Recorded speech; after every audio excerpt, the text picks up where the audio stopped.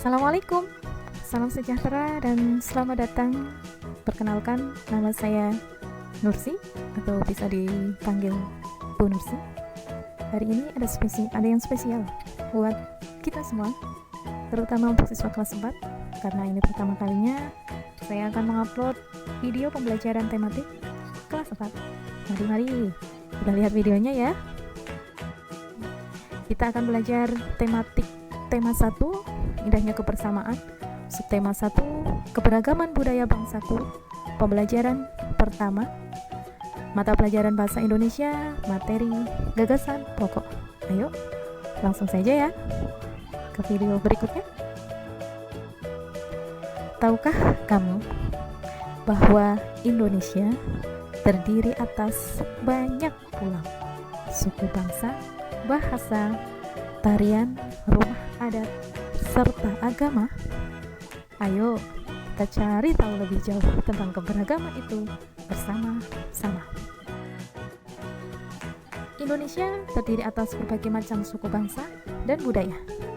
Namun, semua itu tertuang dalam satu wadah, yaitu Negara Kesatuan Republik Indonesia. Keberagaman tersebut merupakan anugerah Tuhan yang Maha Esa. Untuk itu, kita sebagai warga negara, sebagai manusia, wajib mensyukurinya. Karena apa? Indonesia itu merupakan negara yang kaya akan suku, kaya akan budaya, dan jumlah pulau-nya sangat banyak. Dan Indonesia dijuluki juga sebagai negara kepulauan. Kita bisa membaca dalam hati ya untuk pembelajaran berikutnya atau tentang paragraf. Bisa juga mendengarkan penjelasan saya. Di sini ada teks mengenai pawai budaya. Di paragraf 1 kita dengarkan pembacaan teks berikut ya. Pawai budaya sangat menarik bagi warga kampung Babakan. Pawai ini selalu menampilkan keberagaman budaya Indonesia. Udin dan teman-teman tidak pernah bosan menanti rombongan pawai lewat. Tahun ini mereka datang ke alun-alun untuk melihat pawai tersebut. Kakek Udin pun terlihat sabar menanti. Terdengar suara gendang yang menandakan rombongan pawai semakin dekat. Assalamualaikum, salam sejahtera dan selamat datang. Perkenalkan, nama saya Nursi atau bisa dipanggil Bu Nursi. Hari ini ada yang spesial buat kita semua, terutama untuk siswa kelas 4, karena ini pertama kalinya saya akan mengupload video pembelajaran tematik kelas 4. Mari, kita lihat videonya ya.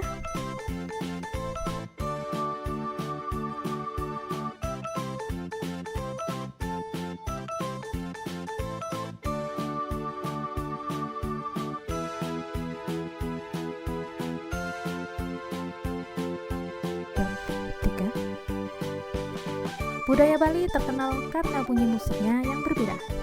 Rombongan dari Bali membunyikan alat musik daerahnya. Ceng-ceng namanya. Ceng-ceng, itu bunyinya.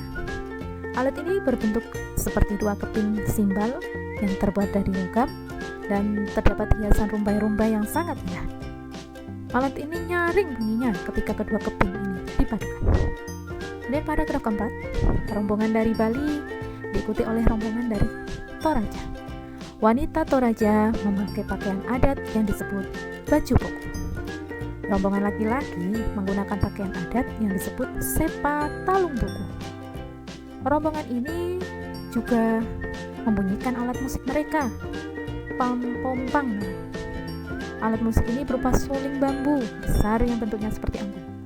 Unik bentuknya, unik pula bunyinya. Budaya Toraja sangat menarik untuk dipelajari. Kita menuju ke paragraf 5, yaitu paragraf yang terakhir. Udin dan teman-temannya senang melihat pawai budaya. Selalu ada hal baru yang mereka perhatikan setiap tahunnya. Pakaian adat dari berbagai suku di Indonesia selalu menyenangkan untuk diamati. Benar kata Ibu Udin, kebudayaan Indonesia memang sangat beragam, kaya, dan mengagumkan. Inilah Indonesia disebut sebagai negara yang mempunyai berbagai macam budaya, bahasa, agama, tetapi dapat disatukan dengan istilah Bhinneka Tunggal Ika. Tahukah kamu, dari bacaan tadi kita akan mengetahui bahwa terdapat gagasan pokok dan gagasan pendukung. Namun, setiap bacaan biasanya terdiri atas beberapa paragraf, dan setiap paragraf memiliki gagasan pokok yang diperkuat oleh gagasan pendukung. Apa sih itu gagasan pokok dan apa sih itu gagasan pendukung? Baik, ayo kita lihat penjelasannya. Gagasan pokok adalah ide utama yang dibahas dalam satu bacaan, bisa berupa kalimat inti atau pokok paragraf. Yang kedua, gagasan pendukung adalah uraian atau tambahan informasi untuk gagasan pokok, dan gagasan pendukung ini adalah bagian dari informasi pelengkap dari gagasan pokok. Jadi kalau kita semua ingin mengetahui mana gagasan pokok dan mana gagasan pendukung, kita harus membacanya dengan sangat teliti. Tambahan loh anak-anak kelas 4 semua, gagasan pokok itu tidak selamanya berada di awal kalimat, bisa juga di akhir ya. Untuk itu kita harus mencarinya dengan sangat tepat. Tiap paragraf hanya memiliki satu gagasan pokok. Ingat ya, hanya memiliki satu gagasan pokok ya, dan dilengkapi dengan gagasan pendukung. Untuk lebih jelasnya, mari kita penjelasan berikut ini. Di paragraf pertama tadi ada beberapa kalimat ya, dan Bu Nursi akan menghimpunnya menjadi satu-satu agar lebih jelas mana gagasan pokok dan mana gagasan pendukung. Paragraf pertama tadi, yang pertama ada 1, pawai budaya sangat menarik bagi warga Kampung Babakan. Yang kedua, pawai ini selalu menampilkan keragaman budaya Indonesia. Yang ketiga, Udin dan teman-temannya tidak pernah bosan menanti rombongan pawai lewat. Yang keempat, tahun ini mereka datang ke alun-alun untuk melihat pawai tersebut. Yang kelima, kakek Udin pun terlihat sabar menanti. Yang keenam, suara gendang yang menandangkan rombongan pawai semakin dekat. Dari 6 kalimat ini, kita akan mengetahui mana sih gagasan pokok dan mana sih gagasan pendukung. Ayo, kita sama-sama melihat. Yang nomor 1, pawai budaya sangat menarik bagi warga Kampung Babakan. Ini merupakan gagasan pokok karena di sini adalah sudah jelas kan? Sedangkan yang namanya adalah gagasan pendukung karena berisi informasi. Ini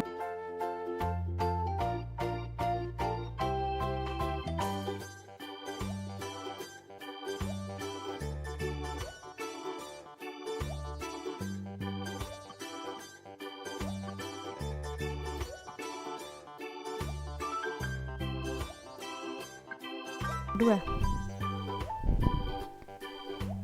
ada 7. Di sini juga yang pertama gagasan pokok, kemudian gagasan pendukung ya. Yang keempat, 5, 6, dan 7 merupakan gagasan pendukung. Ini berarti di paragraf 1 dan paragraf 2 gagasan pokok terdapat di awal kalimat. Baik, ayo, ini adalah tugas untuk kalian di rumah.